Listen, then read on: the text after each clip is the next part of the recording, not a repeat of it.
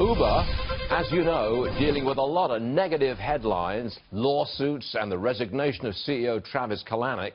Joining us now, Brian Neider. He's an Uber investor. He's a partner at Lead Edge Capital. And you're sitting on a ton of money, are you not? We're doing all right. Yeah. Almost $1 billion in capital under management. And, no, I'm not talking about you. Uber. I'm talking about Uber. You've got a piece of Uber. We do have a large piece of Uber. Yes. And you've made a lot of money on it.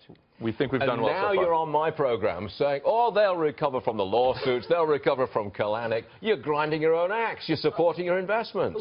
You got to do what you got to do, but I'm happy to answer any questions that you have for me. Okay. Sure. My question is, why do you think they can recover? They're in a lot of trouble. Sure. Go ahead. Sure. Look, I mean, I think that when I think about what the company has done over the last 3 months, there's been some bad reports that have come out on them, and they've moved swiftly. They hired Eric Holder to do an internal investigation, and they've taken lots of these different suggestions that he had around creating more diversity within the company, inclusion, equal treatment of employees, and they're trying to start administering those into the company. And I think that that's a great thing. They're seeing it day to day as we speak. Have they changed the corporate culture? I always thought of it as a rather rough and tumble startup kind of culture. Sure. Can you really change that very quickly? Well, look, I think that having a hard-charging culture in many ways is a good thing. But at the same point in time, you have to, like I said, have inclusion. You have to have diversity. You have to hire the right people. And, you know, to me, I feel like they've started doing that. So you see their new chief brand officer that they that they hired looks wonderful. They've hired a new person to head up some of the HR initiatives. And so to me, it feels like they're doing a lot of the right things and moving in the right direction. But it takes a long time. Would you like to see a Silicon Valley top performer move into the CEO slot at Uber? Sure. Look, that's a tricky question. I think, to me, you need somebody to move in the top slot that has been very, very good at building a fast-growing company, but also understands all of the new ideals that the company has set forth as part of this report.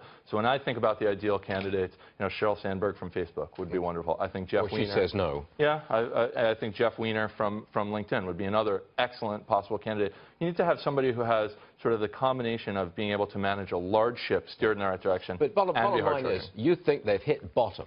The reports, the lawsuits, the Kalanick is out. That's the bottom for Uber, and it's up from here. I believe that it's up from here, and I believe that there's, you know, look, companies have to weather storms, but they have a wonderful product, a great user base, and they need to just get things right internally. So what I want to know is, tell me, when's the IPO? I think that has taken some time, you know, will take some time. I think even if Travis was still leading the company, it would take some time. They have billions of dollars of cash on the balance sheet, so your guess is as good as mine. It's not fair. It's People not like fair. me want a piece of the action. Come on, do you use the service? Yes. Great service, right? Absolutely. I love it. Yes, sir, I do. I'm with you. I'm thinking of getting rid of my car because I got Uber. Like millions of Americans, I think that that's part of the thesis for us. See, I'm on your side, lad. I appreciate that. You going to come back? Delighted to. Thanks for having me. Thank you, Brian. Good stuff. Thank you.